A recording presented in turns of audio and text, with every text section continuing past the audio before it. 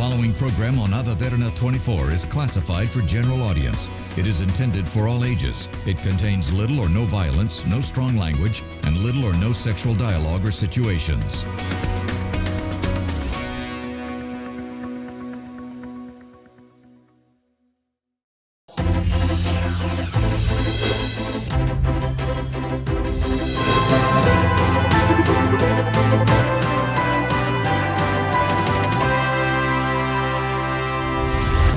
Good evening, and you're joining us on another episode on Business Best this Friday night, and this is a platform where we showcase the best in the business, and we will be introducing to you people who have excelled in their particular field in order to showcase their latest developments in their respective industry. Now, when we talk about business and opportunities, the first thing that comes into mind is Colombo here in Sri Lanka, because that's the place where a lot of job opportunities are available. But today on the show, we have an individual who has created this opportunistic area outside of Colombo, and he is here from all the way from Bandaravela. So with that introduction, I would like you to be introduced to Kalinga Gunawardhana, who is the founder of Ceydigital. Now, Kalinga, you wear many hats, and people want to know what you do exactly. I want you to give a little introduction to what you do. Thank you for having me, Shenali. Simply, I founded a company, a tech company, outside of the Colombo in Bandaravela, in small 10 by 10 foot garage, kind of a basement actually. And the idea that we had initially is to build a company outside of the Colombo. That's one thing. The other thing that we wanted to do is to pursue and build a company that is building products, like the tech products. So when it comes to the IT industry, there are two main categories that we can identify. One is the service sector, and the other one is the product sector. The service sector is basically you are basically giving your services, the specialty to another company or a person, and then you can get revenue out of it. It's quite easy to do that. But when it comes to product, it takes a lot of knowledge to accumulate, and then we need to build a product and sell it. So that's how these big companies, the tech giants, are impacting human lives, and not human lives, and all for the other parts of the world as well. So our vision was to build tech products, highly valued tech products, outside of the Colombo and sell it to the global audience. So that's the initial idea. Yes. So now, when Ceydigital was introduced, what was your main goal? Did you see any gap in the market to come up with this product, or were you just passionate about IT? No, I passionate about IT because I started to coding it when I was 10 years old. So it's more than half of my life is actually dedicated for this IT related stuff. So what I'm trying to do is build companies. I'm heavily inspired by the founders of Microsoft, founders of Apple as well. So I was curious to know how to build products, like how to build tech companies, like the truly valued tech companies from wherever the place. So that was the initial idea. There's I didn't find initial market gap, and then I started the business. It's completely a passionate approach, I would say. Okay, so now what are the products and services that Ceydigital is doing right now? Currently, we have a product related to brand protection, and then we build games, mobile games, and then we recently started to build a product called SaaS, into SaaS initiative called WorkLens. It's more of a productivity app. So those are the three things that we focused at the moment. But we tried and failed. We tried a lot of things and then failed. Probably 10 to 15 applications we have deprecated during the last 11 years. So that's how we are doing This it. is exactly what this program is also about. Businessmen, young entrepreneurs start off by scratch, they fail, they learn, and they somehow succeed in the market as well. Is there something that you would be able to share? What were the main challenges that you faced when you started Ceydigital especially in, out of Colombo, building up a team? Was it difficult for you? Yes, it's difficult. It's heavily difficult. And, while it's getting difficult, we are seeing opportunities as well. Like, when it comes to highly concentrated talent, especially in Colombo, let's say, what we can, there's a price for the talent, right? There's a price. It's a high price because the demand is high. But if, like, I was actually having an idea, do we really need a degree to get on board with the IT industry or doing an IT related job? I had this idea. Then I said, okay, there's no requirement, like kind of a solid requirement to have an IT degree to be a software engineer. There's no something like that. There's nothing like that. So what I've done is, instead of raising the barriers, I've raised down the barriers for people to enter into the IT careers. So then we actually, initially what I've done is, like, I've headhunted people to follow to be on this vision. And then what I've done is, like, train them. Initially I trained them myself, and they are training the others. And we named that program, still it is like that. We don't care that these people are having university degrees, they have passed the A-levels or they have passed the O-levels. We literally don't care about that. We only find the people who have the right IQ and the fitness to our culture. That's the only two things that we are checking. And after that, we have a very specific set of trainings that needs to be done. And while they are learning it, we are giving them the scholarships to get the degrees and pursue. We are pushing them to pursue for the higher degrees as well. So there are very successful stories inside of the company as well. So that's how we have managed to solve the problem related to the talent. It's a difficult thing. The one of the major difficult thing is not the finding the talent. It's getting the right family support, because to convince the family is very important when it comes to doing business in Sri Lanka. Without the family, we can't live. So what has to to convince the family, convince my father, convince the others, takes huge amount of time, rather than going for a government job initially, and or rather than going for a very lucrative job opportunities. I decided to stay and doing something completely different. So that was that's the second challenge that I had. So the other thing was, like, finding the money. It's a problem. So then what we have, like, the right capital for us. Then what I've done is, like, I pivoted the business into other areas. Like, initially within the first 3 years, we didn't find good enough clients who are, like, good enough paying clients for our software services or products, right? Like, 5,000 rupees, 70,000 rupees. So it's not enough to, sustain a business like that.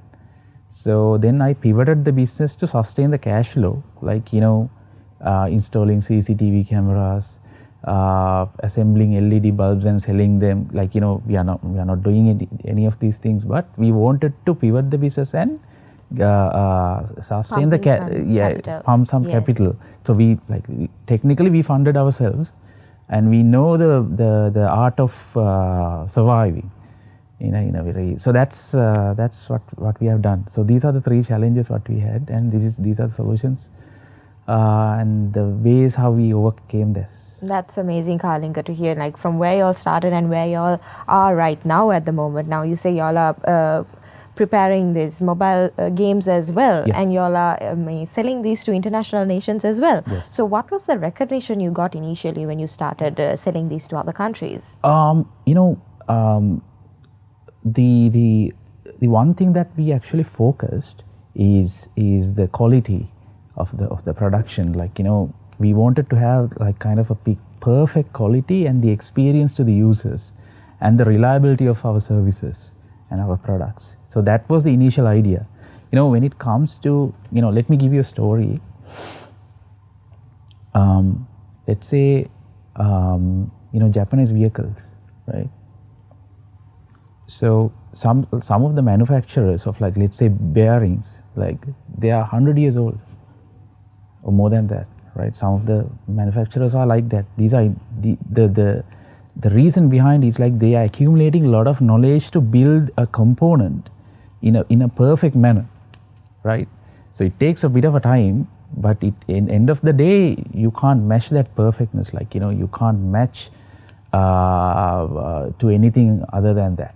So what we have done is actually to accumulate that knowledge, how to engineer products in better quality to compete in the global scale. That was the recognition that we had locally and globally, that we recognize for that by word of mouth, right? We reduce the marketing. We our products do our selling for us. Our reliability do our selling for us. So that's one of the most reliable way to do the sellings, not by the marketing. Even when it comes to gaming, I think very few companies in this country is interested and following and focusing on building mobile games. But to initiate that mobile gaming, development, it takes a lot of effort.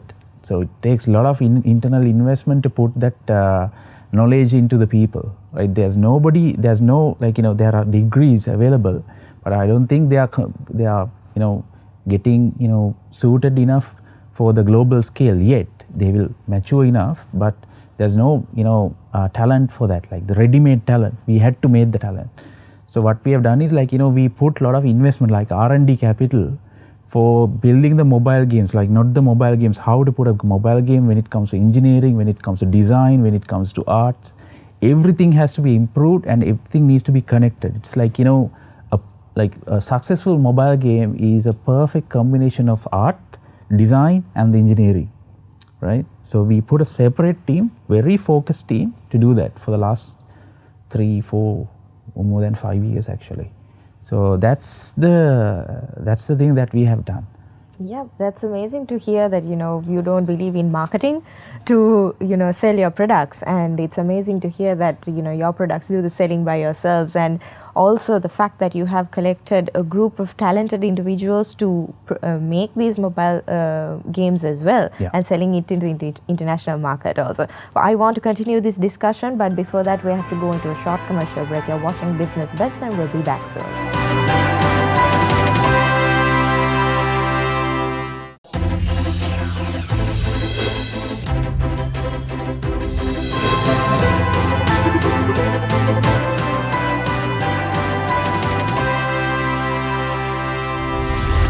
Welcome back to Business Best, and we're in discussion with Kalinga Gunawardhana, who has come from all the way from Bandaravilla, and also the founder of Ceydigital. Now, in the first segment, Kalinga, you told us what Ceydigital is doing and how you created your team and about the talents available, especially outside of Colombo. Now, coming back to that same topic, I want to ask one more question. What is the main product of Ceydigital? What has been popularized most, and what are you all working on right now? So we have a couple of products, but when it comes to the massive, mass audience related product, we have a very popular game called Omi.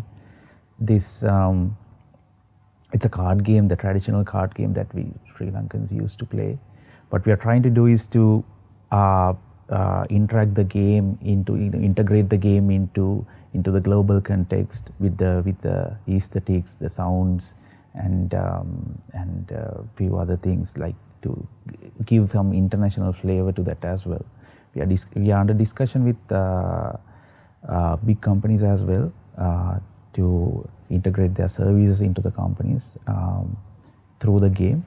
We have quite a big user base organically. Like we spend minimal amount of marketing for this game, but we have quite a big number of users at the moment. This paying user base daily. is mainly from Sri Lanka or Yes, from Sri Lanka and the Sri Lankan diaspora. All right. Yeah. Now I want to talk about the Uber startup as well. Now you said that you have made up this community for all the individuals to join and learn more about the IT sector as well. Not just the IT sector, but about business as well. So give a small introduction to what Uber startup is. So Uber Startup Hub is a community that I founded a few years back. It was an idea, like purely an idea that is focused on helping the other like-minded entrepreneurs, plus for the individuals as well. So we realized that if you want to build a good startup culture, the community plays a vital role in this approach. For that, we need to create a community, a self-driven, self-sustainable community to power that. So what we have done is put a very strategic, methodical way to start a community, and for the members who are being part of it needs to have a common language to speak, and benefits for them as well, while we are helping for the others as well. So this was the initial idea. Then few companies, initially 1-2 companies joined, then a few companies again joined, while we are helping, putting, let's say we have done something like free programs, like 100% free programs for the students, for the young people who want to get into the freelance business. So these are like workshops. Yes, workshops, 100% correct. Then we gave the knowledge from the experienced freelancers on these platforms to how to become a successful freelancer in these freelancing platforms, and few people have grabbed it. Not from the Uber region, some of the people came from Colombo as well to get that knowledge. So then in the COVID period, we have done these programs online. A few diaspora members actually came to help us, to conduct the programs and doing the training for free.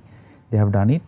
And then we have a very strong diaspora, diaspora who are actually helping us to mentor the people and building the connections, working in these big tech companies and good consultants. These guys are actually helping us to do that. And we actually tightly integrated with ICTA, then Trace. We have a very good relationship with the Trace community and the Trace officials to build a similar facility like the Trace Maradana in Uber province. We were actually pushing it for the last couple of years to the government as well to get this facility done.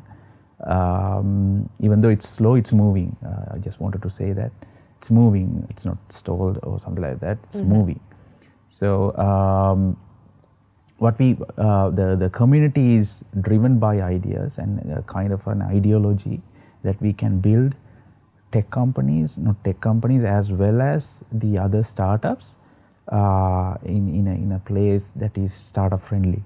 So whatever the country is having, the country is having a problem, but even though that country is a problem, we are trying to survive and trying to start startups there. So that was the idea.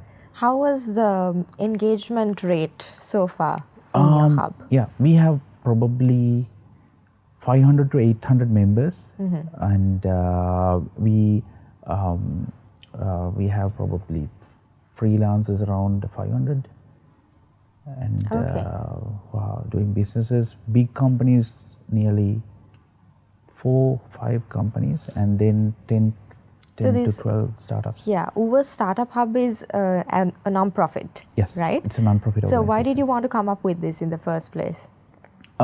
It's a selfless act, actually. We can focus on our businesses as well, but the problem is after all, it's all about the community and for the people. Even we are doing the businesses, it's all about the employees. If you're treating to the employees better, they will treat for their customers and they will build better products. So that's the initial idea.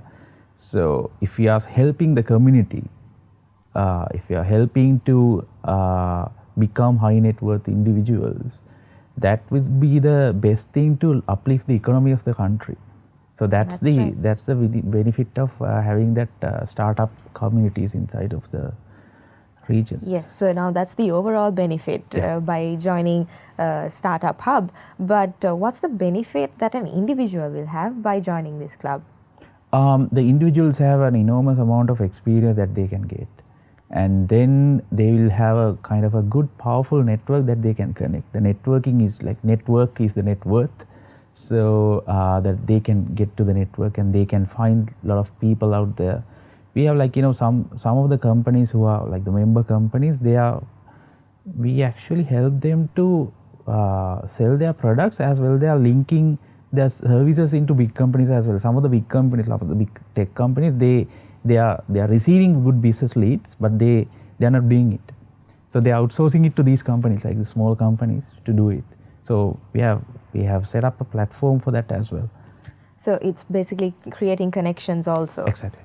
Okay, now coming to WorkLens, you mentioned in the first segment that Ceydigital is working on something new. Yes. What is WorkLens? So WorkLens is basically a productivity app. So we had this problem internally, if we want to manage a team, we need to find what are the tasks that they are involved, what is the time that that is allocated, and what is the actual time and what is the forecast time. And based on that, we can find the profitability of an internal project or for an external project as well. So we were looking for a couple of products, there are big tech companies who are in this market segment, but most of them are really great tools, but they are not connected. If you want to do this thing, you need to find other tools and connect together. It's a costly thing. So what we are trying to do is to build a SaaS product, software as a service product, to solve this problem for the organizations. This problem is coming about 10 member organizations, to manage the time, what are the tasks, it needs to come in a more analytical approach. So this can't be done with a single platform in the market. There's one or two, but not the user-friendly one. So we engineered a product, we designed a product that can be done with a single tool. So that was the initial thing that WorkLens was built. So far we are receiving good feedback for the product because of the UI, because of the design elements that we have used, and the experience that we are getting. Yes, that's giving me another question to ask now. You are engaged in a lot of IT related work, and now Ceydigital is also handling so many products, and with you a startup also. And why did you want to come up with another new product at this time as well? I believe that you mentioned something prior to the program as well, that you identified some gap in the market. That's why you wanted to come up with this product as well. What was that gap you saw? So gap is actually to find the profitability of a project internally or externally. So to find the profitability, we need to find we need to manage the resources, we need to manage the tasks. So the WorkLens lies between lies in the sweet spot of these problems. So that's the initial idea that we had. So when it comes to the engineering as well, we had to do a lot of stuff from scratch because we couldn't find anything related to this thing. Some of the elements we had to build from scratch. We had to put engineers to work for 1-2 months, completely focused on this thing, some of the elements that we have designed. So that's the gap that we have realized, and that's the problem that we are going to solve and push it to the market. That's perfect. Yeah. Well, Kalinga, this is all the time we have on the show, and I wish you all the very best with WorkLens as well. It's still in the beta stage, and I hope that product also reach enormous heights as well. Again, thank you so much for taking the time from coming all the way from Bandarawala as well. Okay. Thank you. And that was our episode on Business Best. We will be back again next week with another product or service that would interest you. Just in case you couldn't watch us on air, you can always rewatch by catching us on our YouTube channel, youtube.com/Derana English. I'm Suzanne Shanali. Stay safe and have a good night.